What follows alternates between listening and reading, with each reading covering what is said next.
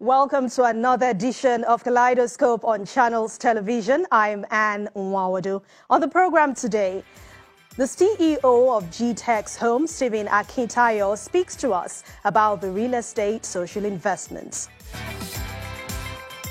We also give you another feel of our previous chat with the MD CEO of Ecobank, Patrick Akinwuto. Once again, welcome. Let's begin by finding out more about a real estate company which is a subsidiary of GTEx Global. GTEx Homes is a subsidiary of GTEx Global, a group of companies made up of several subsidiaries. GTEx Homes is focused on the real estate industry with a vision of being the #1 real estate company in Africa and a mission to build the largest green and smart homes and estates across the globe for the collective good of humanity using innovation and technology. The real estate's core values are integrity, innovation, energy, and excellence. GTEx Homes believes in providing premium personal service now and well into the future with an amazing collection of landed properties strategically located to harvest from a bountiful land banking or own a shelter. The real estate firm creates a convenient, smart and green home at any desired location across the globe. The organization is contributing its own quota to improve various sectors, bringing about overall development and growing its business. My chat with Mr. Stephen Akintayo reveals how various initiatives are helping to touch lives around the world. You're from the southwestern part of Nigeria, but born in Borno State, which means you understand what it means for people to lack basic infrastructure, lack health system, poor education. Did this in any way inspire your act of giving back to the society? Definitely it did, because I was born in Maiduguri, and where I grew up, there was no electricity for at least a good part of the time. It was in Maiduguri, but it was like a village, no running water. I keep telling people, the first time I saw a water closet, it was like a miracle. We were playing all over it because that was the growing up. So it was, my mother was a civil servant. My father's business had crumbled before I was born. And so it's easy to relate, because if you have that kind of background, then you want to create more shelter because you struggle to have one. So for me, I had a strong vision that if God can bless me, I really, really want to give back. I really, really want to see how we can reach out to people who are less fortunate. But I strongly believe that it has to be two ways. There are certain people who can help themselves. And, you know, you're talking about orphans, you're talking about widows, you're talking about people who are victims of war. Incidentally, where I was born is ravaged with Boko Haram. And so I'm very emotionally tied to the IDP camps there and things that we could do, because these are people who cannot help themselves right now. And then you have the second part of people who are adults, they're educated, but there's no job. If we, the elite, begin to genuinely care about giving back, whether you're a politician or not, just, feel that out of the little God has given to me, I need to give back, we're going to find a better society. The importance of education cannot be overemphasized. What has GTEx Homes done to improve that sector? Education has been critical. We started a foundation 12 years ago called Infinity Foundation. It's now known as Stephen Akintayo Foundation. And the last 12 years, we've sent more than 5,000 kids to school, sponsored them. And even October, we had a program where we went to 2 orphanages, and then 50 kids there. We paid their tuition fee, as people were resuming after COVID-19. For me, education is important because I remember I suffered from poor education. I learned how to spell the word THE in GSS1. It was that kind of poor. But somehow God has helped me, and it's important that we want to help other people and make sure that people go to school.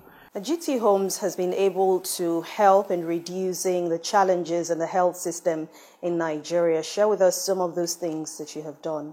I was born in Maiduguri and we need to do something. So we started working with the Gupio IDP camp in Maiduguri. And I remember December I was there. They lack a lot of, from malaria medicine to typhoid and a lot of that. So during COVID-19, we had to send a lot of PPEs and as well as malaria drugs and health, equipment that we could to the tune of about 5 million naira. Ajegunle was also a critical one. We've been working with Ajegunle for about 10 years now.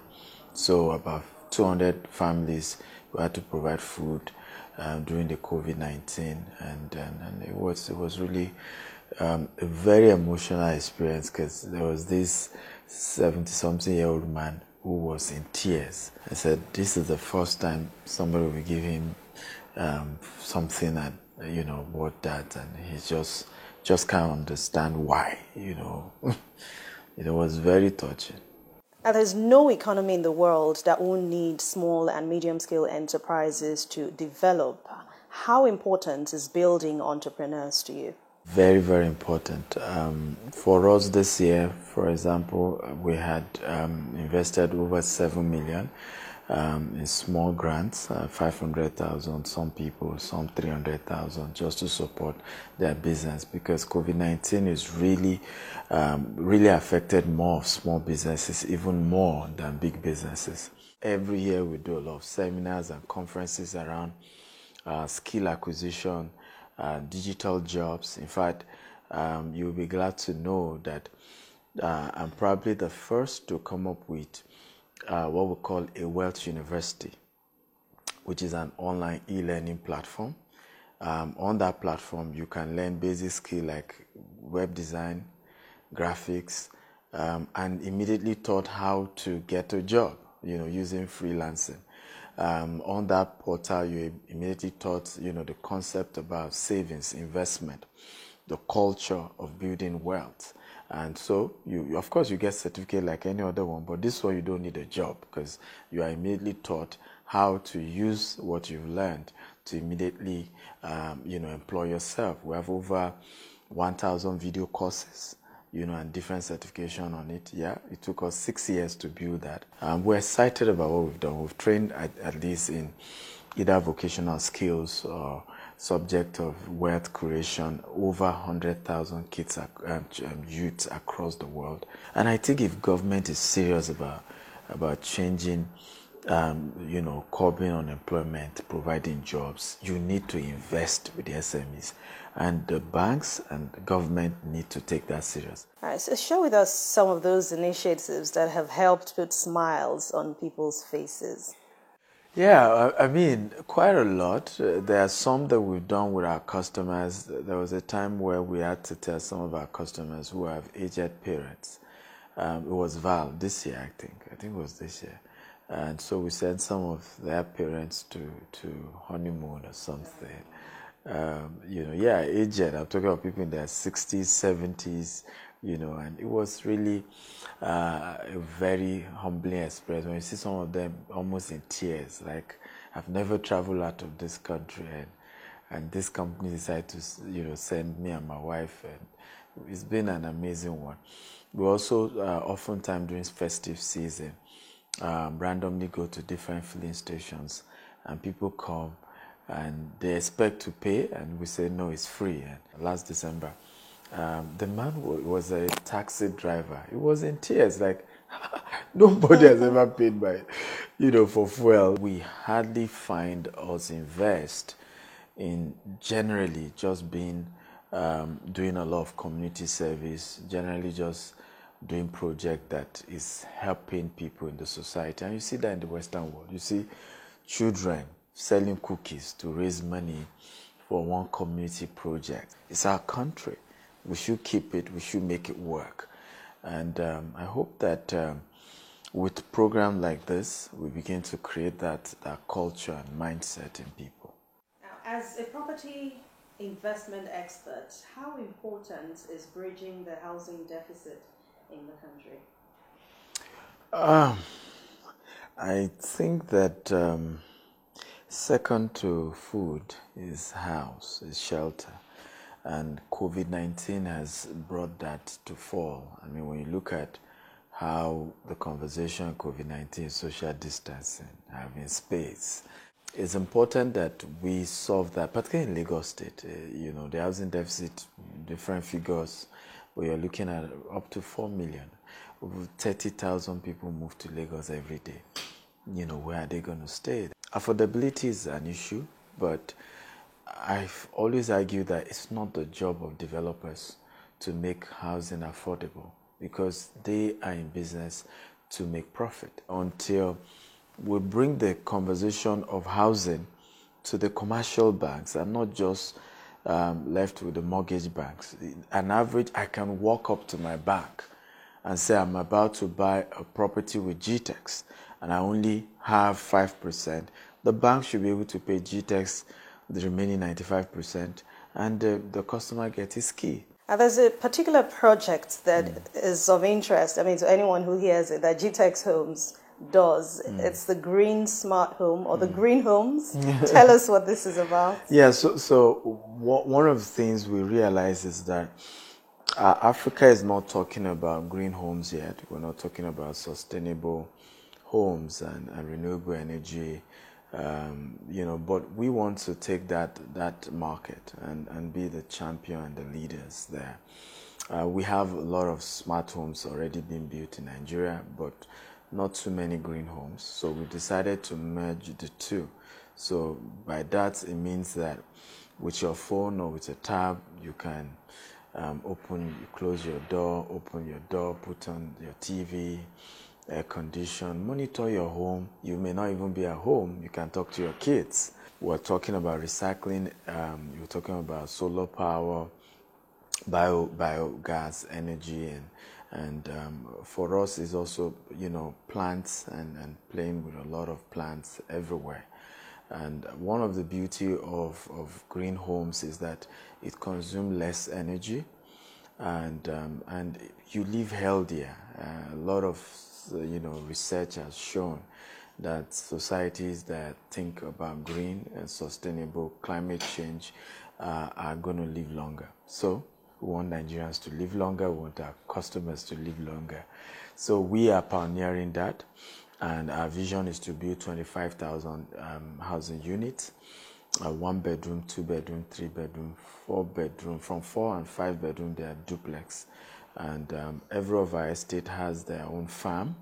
They have their own farm. So so a lot of what we eat, vegetables, particularly vegetables and all that, is going to be grown inside the estate.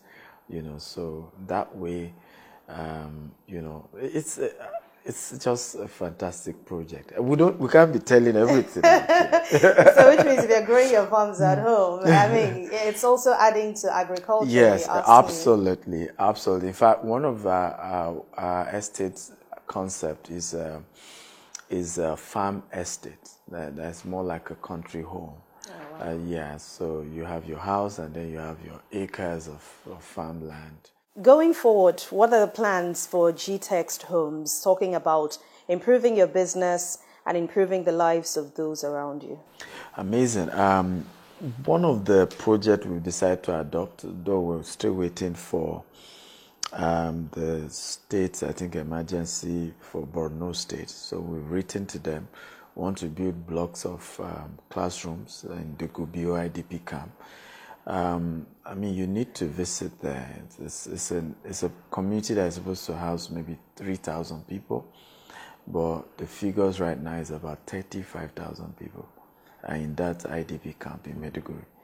And they literally have to be doing like 3-4 hours class session because they don't have enough classrooms. So some people need to leave so that other people resume class, and then you don't even have full-time teachers.